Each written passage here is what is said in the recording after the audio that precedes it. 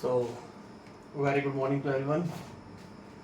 My name is Rajesh Kumar और मैं आपके सामने आया हूँ फ़िलहाल एक सीरीज़ लेके basically on the request of my students.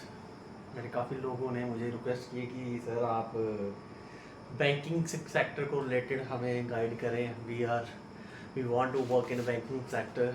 बहुत लोगों ने कहा मैं अपने बारे में बता दूं, मैं ऑलरेडी 10th स्टैंडर्ड में मैंने 100 आउट ऑफ 100 थे इन मैथमेटिक्स में। 12th में मेरी 8th पोजीशन थी in mathematics and after qualifying my AIAA exam I pursues my BTech in electrical stream and after that I start teaching.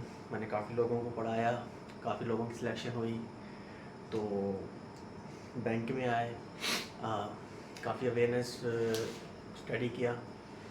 और मैं अपने बारे में बात करूं तो JK बैंक RE का इंटरव्यू मैंने फ़ेस किया, JK बैंक PO का इंटरव्यू मैंने फ़ेस किया, LIC का AO का इंटरव्यू मैंने फ़ेस किया, IBPS का PO का भी इंटरव्यू फ़ेस किया। तो that all my qualifications. Apart from it mathematics my favourite.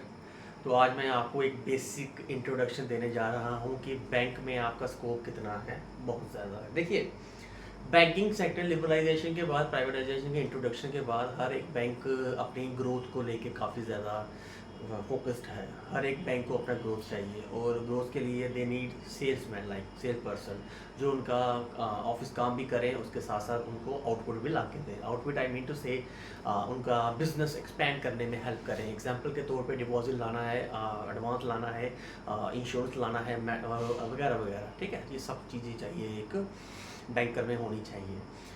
Exam की बात करें तो एग्ज़ाम क्या है, आपको मैं एक चीज़ बता दूँ। अगर सबसे पहले बैंकिंग एग्ज़ाम में ना आप मान के चलिए कि एक IBPS से तो एक अपना बोर्ड है, ये एक पेपर लेती है। आप RRB मान के चलिए।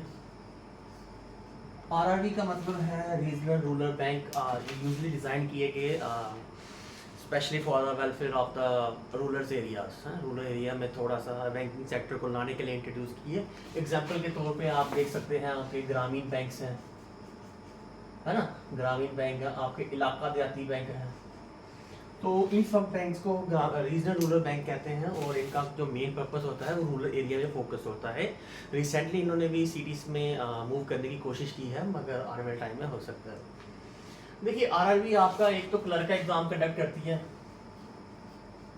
और एक PO का एग्जाम कंडक्ट करती है। तो दो एग्जाम तो सिंपल ही हो गया ना आपके। दूसरी क्या आती है कि यही सेम IBPS आपका क्लर्क का एग्जाम कंडक्ट करती है और अलग से PO का एग्जाम कंडक्ट करती है। तो 4 एग्जाम तो सिंपल IBPS कंडक्ट कर रही है ना, क्लर्क PO। उसके बाद आपका SBI जो है, SBI मतलब स्टेट बैंक ऑफ इंडिया, आपको पूरी फुल फॉर्म पढ़ाया जाएगा अलग चीज़ के बारे में जब हम जनरल अवेयरनेस की बात करेंगे।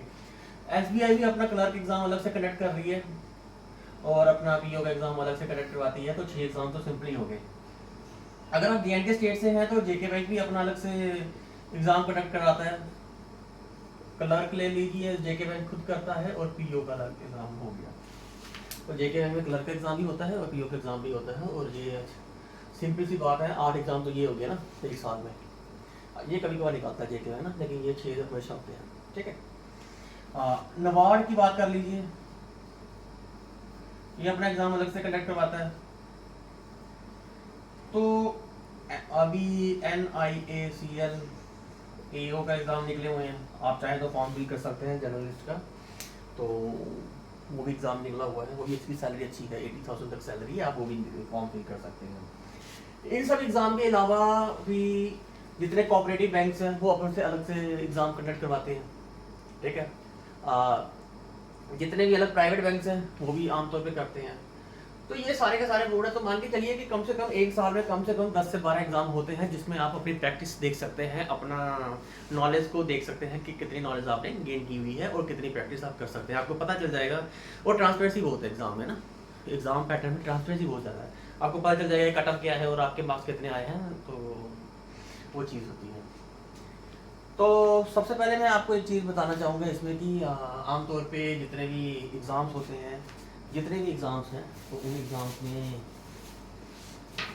क्या फीडबैक है मैं आपको गाइड करना चाहूँगा थोड़ा सा। आज ये क्लास जो है ये बेसिक क्लास है, तो उसके बाद में आपको एडवांस क्लासेस आगे जाएंगे। देखिए जैसे कोई भी एग्ज़ाम होता है तो चाहे वो क्लरिकल का हो चाहे पीओ का हो, तो उसमें कोई भी एग्ज़ाम जब होगा रिटर्न में तो उसमें आपको देखना पड़ेगा, एक तो आ जाएगा प्रिलिमिनरी, एक आपका उसके बाद होता है मेंस, और फिर तीसरे जो स्टेज है वो है इंटरव्यू।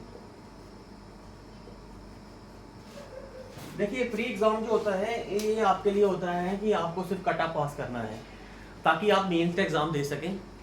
अगर आपका प्री क्वालिफाई नहीं होता है तो आप मेंस में नहीं जा सकते हैं। प्री की बात करें, आमतौर पर जितने मेजॉरिटी एग्जाम्स हैं उसमें आपको आएगी इंग्लिश, मैथ्स और रीजनिंग।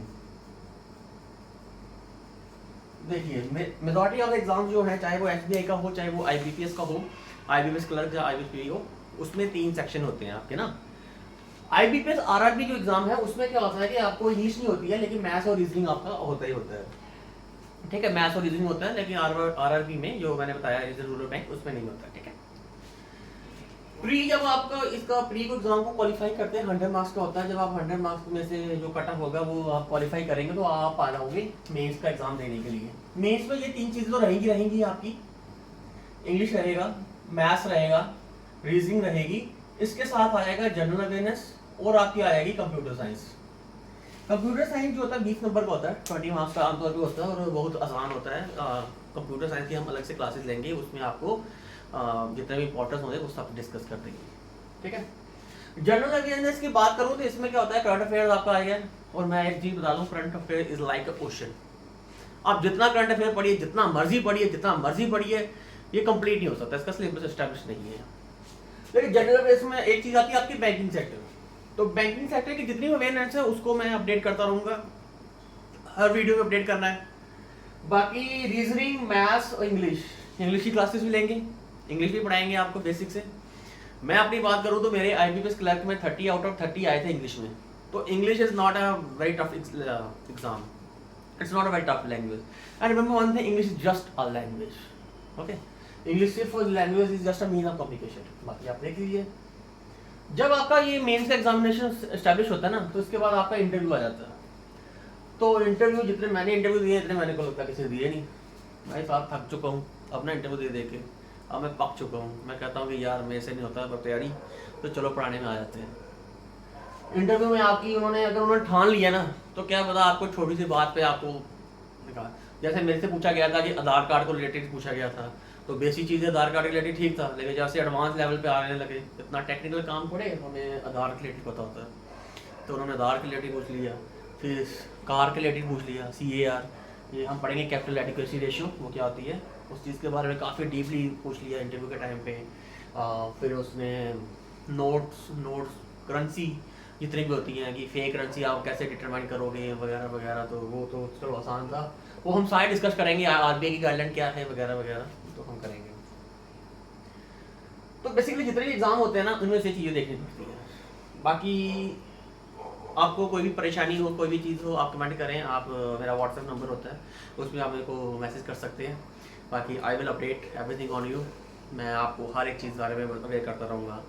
मैथ्स में आमतौर पे क्या होता है, मैथमेटिक्स में शॉर्टकट्स होते हैं लाइक स्क्वायर निकालना, क्यूब निकालना, स्क्वायर रूट निकालना, क्यूब रूट निकालना किसी नंबर का, तो ये छोटे से ट्रिक होते हैं जो कि अर्थमेटिक में आते हैं। ठीक है, तो जो फिलहाल मैं क्लासेस लेने की शुरुआत करूँगा वो मैं करूँगा मैथमेटिक्स की।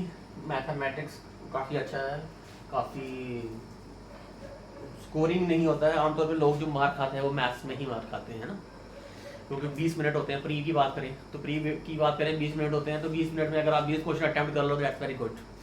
लेकिन 20 क्वेश्चन एटलीस्ट अटैम्प्ट करो, 20 से 25 क्वेश्चन एटलीस्ट अटैम्प्ट करो, है ना, वो तो आपको मैथमेटिक्स में करना ही पड़ेगा। रीजनिंग में 20-25 मार्क्स आराम से आ जाते हैं, रीजनिंग थोड़ी आसान होती है, पजल्स निकल जाती हैं। तो अगर मैं मैथ्स की बात करूँ ना,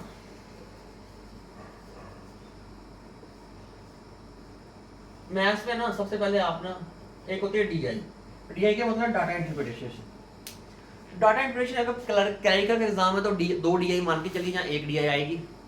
तो पीओ का एग्ज़ाम आने के तो 3 DI हम आपको माननी 15 नंबर की DI आएगी।